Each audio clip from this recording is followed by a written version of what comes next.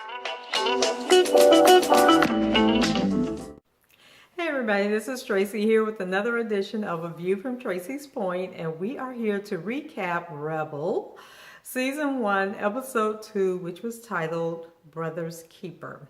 So the show opens with Rebel riding her bicycle down the street, and she interrupts a drug deal, and when she confronts the drug dealer, he tells her that she is no longer a cop and is now just a basic bitch on the street. I'm just like, oh my God. So when the cops, the real cops, arrive, she says that the two were just playing around, but they both end up getting taken down to the police station. So at the police station, Rebel lets the guy know that she can see the drugs hidden in his dreads. So basically, if he doesn't want her to call it out to the officers, that he'll just go along with, her story about what happened. But the guy is kind of like, he didn't have time for Rebel and don't want to be bothered with her. And so he tells her that he isn't a snitch. And so the lieutenant, what's his name? Charles, the one that's the black guy that was over her and is friends with the father, he walks up and not wanting to deal with the issues or deal with Rebel, he just basically calls over a police officer and tells him to uncuff the guy and that they were both free to leave. So Charles tries to tell Rebel that she needs to cool it with all the theatrics because the cops aren't feeling her right now. But she feels that they owe her something because remember, the little Russian terrorist incident that happened in the pilot movie. And but the guys got away, so I don't know why she thinks that they owe her anything. But the Charles guy has like really changed and he's just not, accommodating her any longer. So Rebel leaves his office and then she runs into Mike, her old partner, and they get into it about the shooting of Malik. And so he tries to explain how the shooting was a mistake, but Rebel isn't hearing it because, her brother is dead. And because he should have known, that Malik would not have pointed a gun at him or shot him, that, he was wrong to have been willing to shoot at Malik. So Mike goes in to see the lieutenant to let him know that he has been cleared to return to work, but the lieutenant lets him know that his doctor's note isn't enough and that he needs to go see a department psychiatrist, and he's already made an appointment for him. So a friend of Malik's shows up at the dad's house with the civil rights activist who wants to plan a rally protest. And the friend mentions that he wants to release Malik's music, I guess, at this event, so that Malik's memory lives on. But then Rebel walks in and lets him know that they would not be pimping or exploiting Malik's death, for their own gain, and that they need to get out. So the friend tells Rebel that he has fillers out on the street to get information, but he has to be low-key because he has a reputation to uphold out on the streets. And then Rebel tells him to get out and go kick rocks. So after kicking the two men out of her dad's house, there's a knock at the door. And when she answers, there's a reporter there with a copy of Malik's juvenile police records that the police have leaked, to the media to kind of discredit Malik, and we know how the story goes. And Rebel, she's upset because I guess the records were supposed to be a sponge, but they're never really gone away because the minute the police want to throw something back up at your face, they can unsponge those records and get them into the right hands. So the reporter is basically giving Rebel an opportunity to give her side of the story and to counter whatever is in the records, for his story that's going to run in the morning's paper. So then we have Reba and Chyna, and they are meeting to discuss Rebel's new PI business, and they're trying to come up with a name and business cards and all of that stuff. And then the conversation goes to Rebel's dad and the activist, and so she's telling her the whole story. And Chyna lets her know that they have their first case, but I never did hear what the case was. But Rebel tells Chyna that she wants her to follow the dad and keep an eye on the dad. Then the scene moves over to Mike, and he's at the gym with another cop, and I couldn't tell if it's his brother or not because remember in the last episode the brother beat him up, so I don't know if they're talking to each other again. But he tells him that Charles scheduled an appointment for him to go see a psychiatrist. But then the other cop, lets him know that he doesn't want to go see that psychiatrist, that there's another psychiatrist that the police officers go to when they need to get, cleared and back to work. And that, he's much quicker than any other psychiatrist, and he'll help the brother out. So Mike goes to see the doctor, and he is a master at what he does. And you can just tell that he's a quack, and he takes everything that Mike says and turns it into an excuse as to why Mike shot Malik. And he gets him to open up about his mom, and then there was some incident that involved a black guy, and he went to get help, but then when he came back, the brother had been beaten up by the guy, when he tried to intervene and help the mother. And then the psychiatrist tells Mike that the reason he shot Malik is because he was recalling that event. And so he had a fear of black men, and so he was expecting the worst from Malik. So we see where that's going to go as well. So a police officer comes in to see Charles and try to broker a deal with him regarding the shooting. And he tells him that if he can help clear Mike of the charges and make Malik look bad, that he will use his political connections to help Charles become the chief of police, because I guess that's his aspirations. So then afterwards, Charles holds a press conference, and he says that the shooting was justified because Malik had a gun, and that the officers, fear for their life. You know the routine, the story that all the police officers tell. They tell that same story like verbatim. They only change the names. So Rebel goes to visit the medical examiner, and Malik was shot 13 times. And as the medical examiner is telling Rebel where all the bullets entered, Rebel is kind of replaying the scene. And so like when she says, he was shot in the chest, and, she sees the bullet going into the chest. And then finally she just has enough, and she tells the lady that, she doesn't need to know anything else. So the medical examiner says that the forensics doesn't support that Malik was pointing a gun at the officers, but the toxicology test came back positive for cocaine. Rebel rushes home to search Malik's room, and while she's there, the dad comes in, and then the two have a confrontation. And the thing I don't like about Rebel is that she's on 10 all the time. Like, she doesn't have a low point. And if she does go below 10, it's only for a second, because she's going to go back up at any second.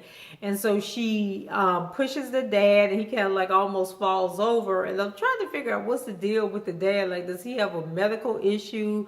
Or is he a drug addict or alcoholic? Like, what's going on with him? And then he had a drink in his hand, and Rebel knocked the drink out of his hand. So he tells Rebel that Malik's death is too much for him to bear, because he was all he had, and now he's all alone. But then Rebel lets him know that he'll never be alone as long as she's alive. So Rebel goes out to the street corner to confront the drug dealers and the guy who was at her house earlier in that day. So I guess he's like big time on the streets or something. And so the guy lets her know that, she really needs to slow her roll before she gets hurt, because, she's going to roll up on the wrong person. And they aren't going to be as accommodating as he is. So later that night, TJ comes over to check on Rebel, and she's not at her house. She's staying at some other. So you know how people convert warehouses into apartments, and it's something like that. And so, TJ is looking around, and he's saying that he really likes the place. And actually, it might be China's place. But anyway, Rebel tries to seduce TJ. And first he's going along with it, and then she's kind of like, playing around and being coy. And so he stops and says, he knows that she's up to something, and why can't she ever just be for real? So then Rebel lowers her guard for a second, and she confides in him that there was cocaine in Malik's system. But then she turns on him, and they go back to, back and forth as to why their relationship didn't work. And he was saying it was because she can't open up and just be real and, vulnerable to him. And then Rebel starts saying that no, it was because his credit was bad, and that he wanted a family and kids, and it was just a very random conversation. So earlier when Rebel was in with the medical examiner, she was telling her that if she needed information on how many shots were fired by each police officer's gun, that she would have to go see Big Daryl down in ballistics. So after Rebel leaves, the scene with TJ, she goes to the police department. And I just find it very interesting how she quit the force, but yet she's allowed to just walk all over the police department at will. Because I know here, when you go into the police department, you're going to stop and talk to that receptionist at the front door, but you're not going through those doors until they, like into the main police station, until they buzz you in. But she seems to have free reign, and she's all down in the basement with the ballistics guy.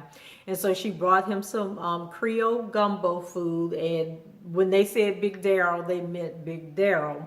And so Daryl is acting and sounding like Eddie Murphy when he played the Nutty Professor. I can't think of what the clump was the last name, but anyway, it was like John Singleton stole a scene from the Nutty Professor. So, that was Daryl.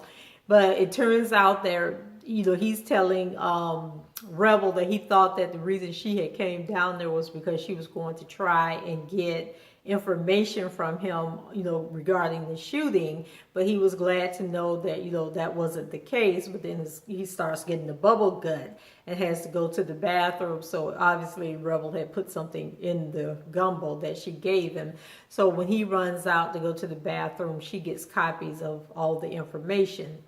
So the information shows that the female cop, if you remember, there was a lady on the scene and she had blonde hair, but she never fired her gun. And that is confirmed in the report that Rebel stole.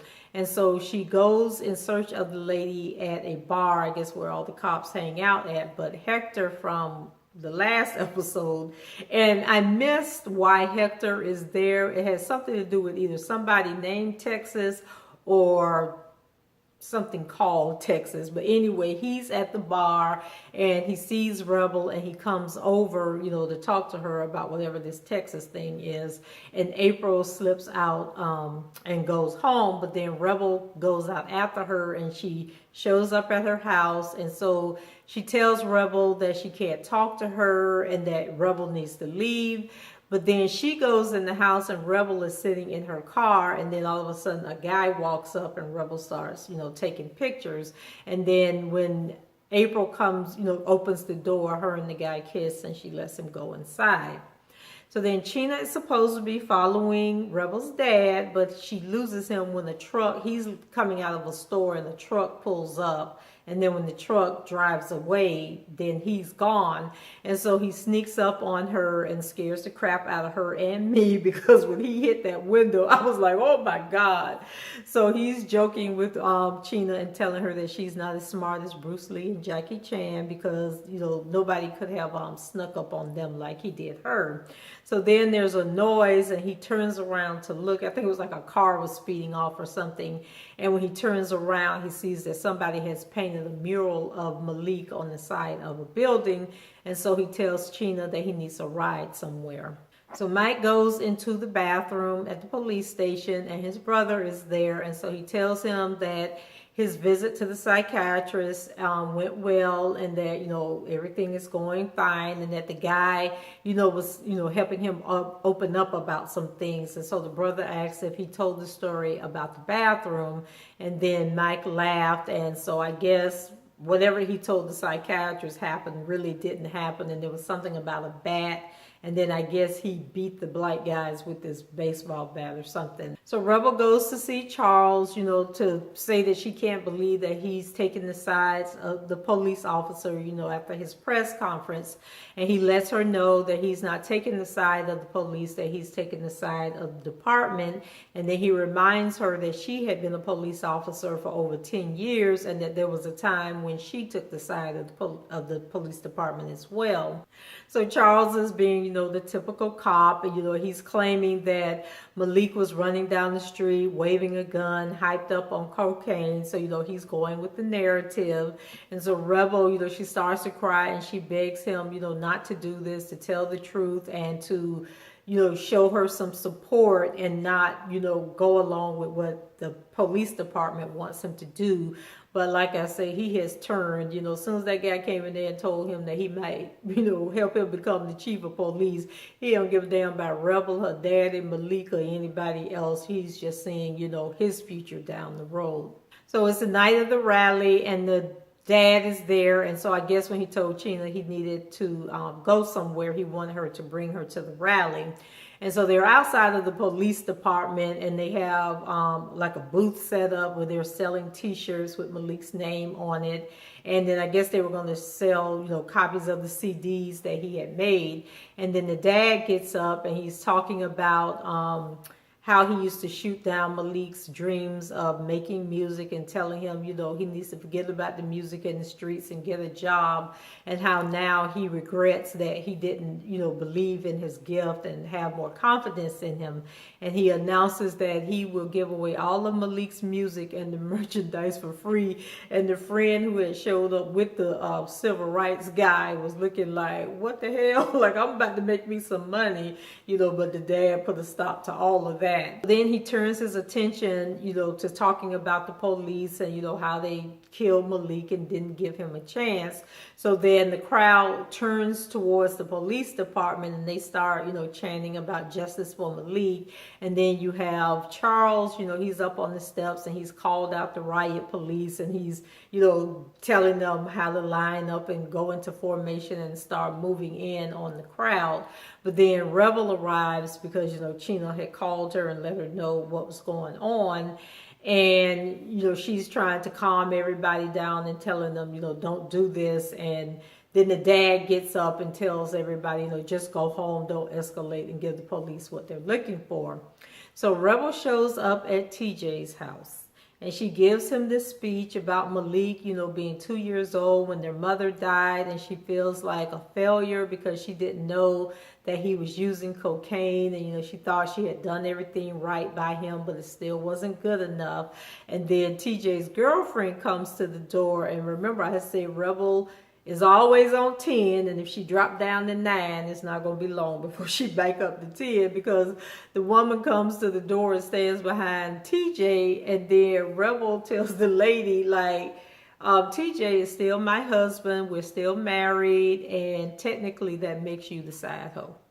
Just so random and out of the blue. And then she leaves to go to April's place, where she finds her sitting at her computer, but somebody has shot her in the head and she is deceased. So this show, like, some of the writing is horrible, but I think if they can get Rebel to tone it down a bit and just not be over the top all the time, I can kind of get into the show. And there's some of the acting, like the scene when they were at the police department at the rally, and just, I don't know, it's like it was a lot of people there, but it wasn't a lot of people there. And then the way that the Charles guy reacted, that's how the police do react. But the police reaction, I think, was better acted out than the protesters' part was acted out, I think is what I'm trying to say. But anyway, it's a work in progress, and hopefully it'll get better, because it was a little better from last week. So I'm thinking that as it goes along, it will continue to improve.